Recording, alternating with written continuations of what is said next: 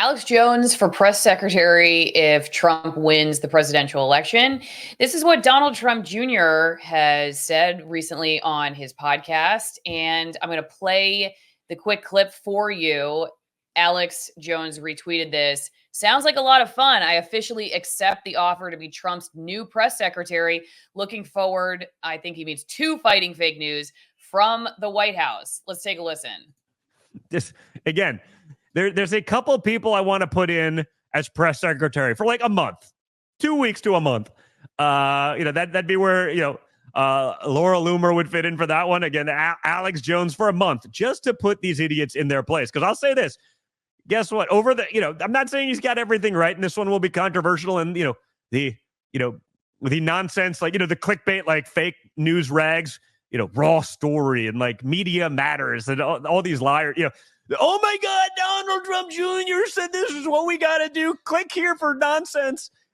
These guys will do that. But, Alex Jones for like a month would put these people in his place because, again, not saying he's got everything right, but man, he's been a lot more right over the last decade or so than anyone in our mainstream media. And I can say that with effect, and I'll get criticized for it, but that's reality.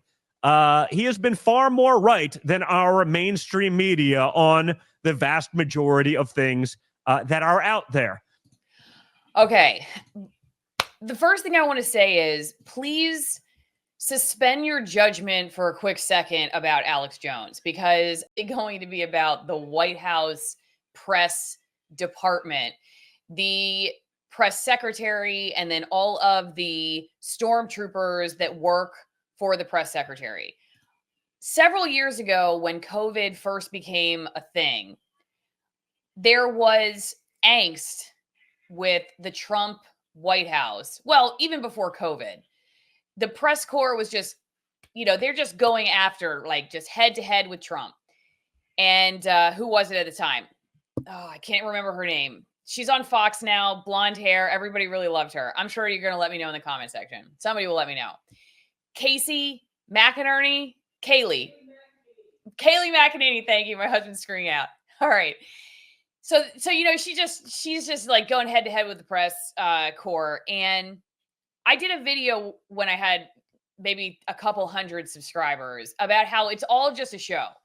It's just a show because the journalists, besides the fact that they're asking kind of puff questions and are never really going to get a straight answer on any real question anyway, the press secretary is basically a glorified public relations firm for the office of the president.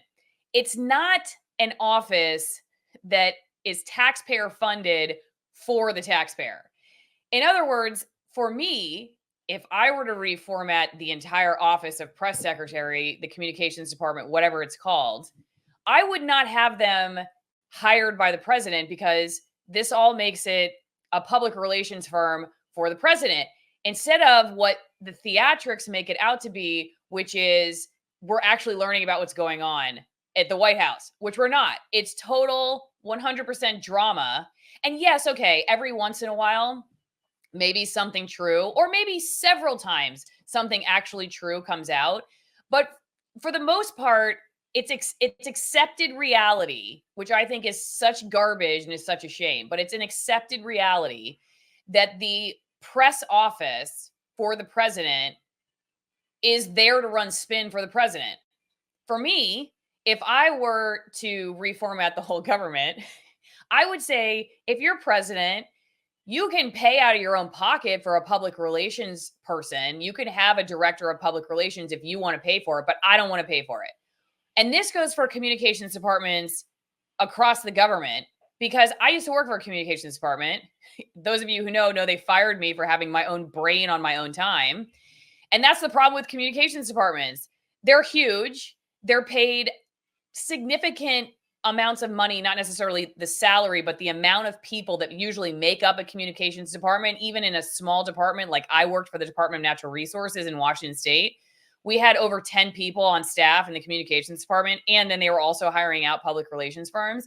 And, it was not even an unsaid thing. I mean, the department was there for the elected official to look good, to get the elected official reelected. We didn't just like work separately so that they could, they could do their own thing as the elected official. And then when the public had a concern or a question, or the journalists were coming to ask a question, we would just tell them the truth. Now, I was lucky because my position, they decided they wanted a journalist to just do reports. And I felt very comfortable with my position because I told them I wanted to stay separate, but I still saw how it worked. You go to a press conference, which I was just there to take video of, but I could see how my coworkers were doing their job, which was to handle the elected official and make them look as good as possible. And to me, this is a total distortion and bastardization of what I think a department of communication or the department of the press should be, regardless of government office. But that's not what it is. So you like Alex Jones, you hate Alex Jones, you're undecided on Alex Jones. To me, it doesn't matter who you put in as press secretary, because I think the entire department is total garbage. Now, I'm going to tell you in a second what I think about the media's reaction to all of this, because actually, I don't know, it may surprise you. Maybe it won't surprise you. But first, don't forget, one of the best ways to support my work is the Office of Wino. The Office of Wino, which you can get in touch with at AllisonWinePromo.com and get 50% off my favorite wines from Argentina and 50% off shipping. These are from extremist altitude regions of Argentina. You don't want to go to federal prison. You want to dip your toes into extremism. This is a great way to do it. Hey, you can dip your toes into the wine if you want. I've heard people say they take baths, half wine, half water. I wouldn't waste it on that. If I were you, I think it's good drinking. My favorite wines, frankly, hands down, loved extreme altitude wines from Argentina before Bonner Wine even became a sponsor. And they are so generous, and they have been with me since the beginning, and they've never told me who I can talk to or what I can say. So go to Allison Wine Promo if you're a wine drinker and show them some love. If you need some vitamin D, look, they're having a Christmas sale over at greenpasture.org. Go to greenpasture.org. You can use the affiliate link in the description or pinned comments, or you can just go to checkout and use Allison10 as your promo code. I have been taking the fermented cod liver oil, concentrated butter oil blend. I get the cinnamon flavored gel. I've been doing this for like 13 years. It significantly has improved my dental health. It's great for omegas. It's great for vitamin D. In Florida, you know what? We're still getting a decent amount of sun. But back in Washington, where we used to live, I hear that it's raining quite a bit. Maybe you're watching from somewhere else and you're like, I need some great vitamin D. This is a food, not a supplement. It's an actual food. It's fermented too, so it's easier on the gut. It's a great way to support my work. Allison10, greenpasture.org. Or you can get coffee at twinengincoffee.com/Allison. USDA certified organic, extremist altitude roast, light road, dark roast, espresso, Katura tea if you're a tea drinker, gift packs. You got birthdays coming up. Happy New Year's birthdays. Happy New Year's celebrations. You don't want the new year to come. Whatever it is, you probably need a good cup of coffee to get through it. You know you're going to be up partying tomorrow night. Unlike me, I will be going to bed at 8 o'clock at night and having my coffee at 5 o'clock in the morning. Whatever it is you're drinking, I've got it here at twinengincoffee.com/Allison or AllisonWinePromo.com, and your vitamin D to boost your immune system for the winter. Okay, so let me go back to what I was saying here. I personally think, and I will take some comments over on Locals in a second. So thank you to my editorial board. We'll continue the live stream exclusively on Locals. Oh, that's my dad's. Go check out my dad. He's a doctor, Dr. Chip Abrahamson.locals.com. Great health information. But if you want to see me, it's at AllisonMorrow.locals.com. Anyway, over at Locals, G. Franklin says he couldn't be worse than Karine Jean-Pierre, a new low among new lows of White House press secretaries. This is kind of the point I'm trying to make here. Depending on whether you like the president, you're probably going to like or dislike the press secretary. To me, this is problematic. The press secretary should not be a direct reflection of the president. The press secretary should be somebody who is just directly reporting to the public. That's the way I see it. What do you guys think? Is that just pie in the sky reality? I personally think it's an abuse of taxpayer money for the president to have such a large and expensive staff, whether it's headed by Alex Jones or Karine Jean-Pierre or frankly me, which would be a great pick, but I would get fired probably right away. I personally think it's an abuse of taxpayer money for this department to exist at all, no matter who's in charge of it.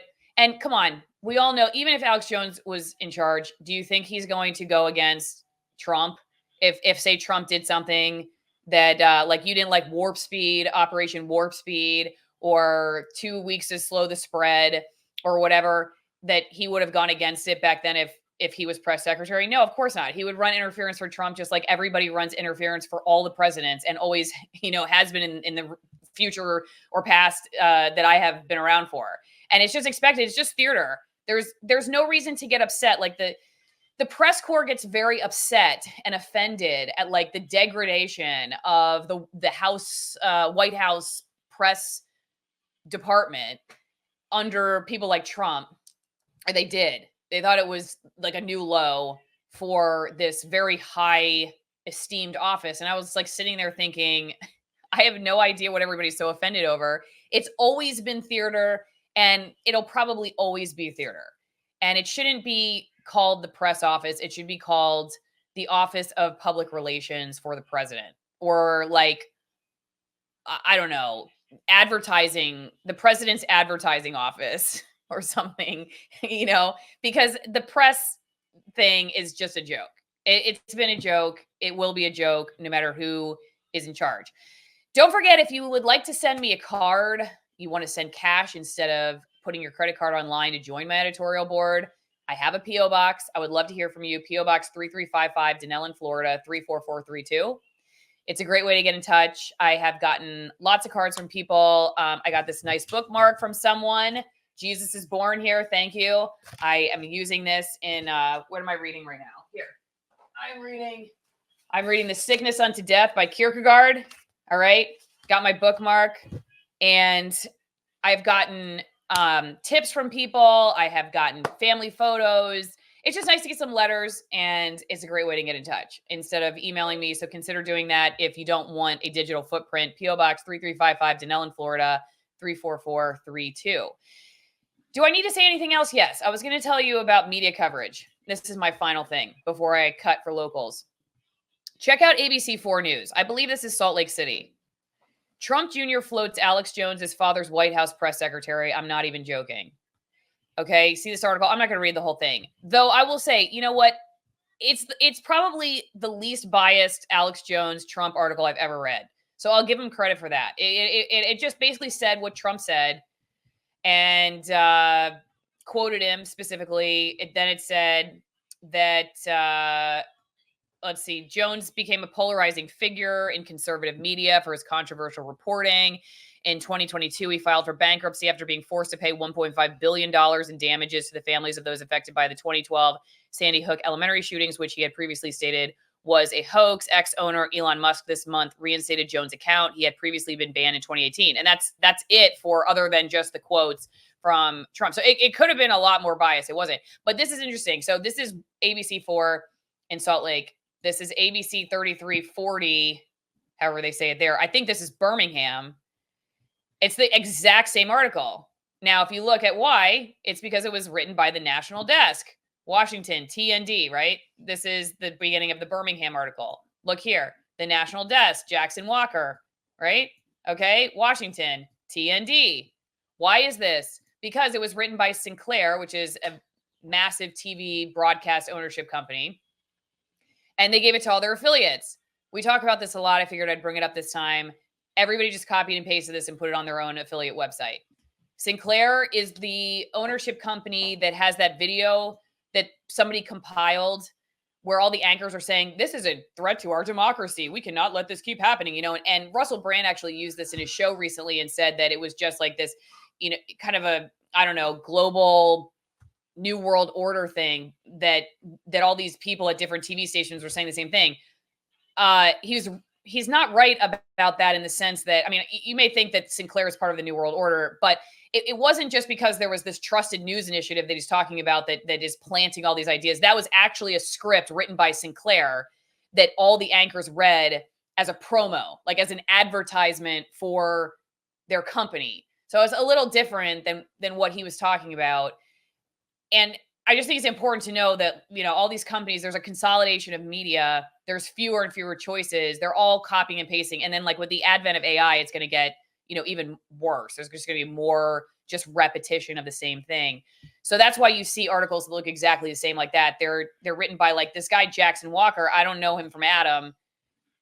You know, if he writes one thing and then it goes out to everybody, that's how, if he gets it wrong, everybody gets it wrong. If he gets it right, everybody gets it right. And, you know, one person's writing the news for like gazillions of affiliates across the country. I said when we were doing Tittle Tattle the other day, I think Only Supporters got this, our media show that Bill and I do every week, that I truly believe that the top priority in broadcast journalism, at least, I can't speak for print because I wasn't in print, but the top priority in broadcast journalism these days is efficiency and productivity and cost, I guess, but efficiency and productivity at the behest of cost. And they'll tell you it's accuracy and they'll tell you it's journalism. That's just like me saying, you know, I'm 6'3" and I don't know, I run a 4-minute mile. It's wishful thinking. I'm 5'3", and you know what? Right now, I'm not doing a lot of running, so it probably take me like at least. I mean, if I sprinted and only did 1 mile, I might be able to do it in like 7.5, 8 minutes. But more likely, if I was running multiple miles, it would take me like 10 minutes to run a mile. Okay, so it's wishful thinking that newsrooms say that accuracy in journalism is their number one priority. It's not. It's efficiency and productivity. It's a factory farm of information, and that's it. So that's how it works. All right. I'm going to cut this for everybody, but the editorial on board on locals. Thank you for watching. Don't forget to check out the affiliate links, and I will see you next time. Happy New Year.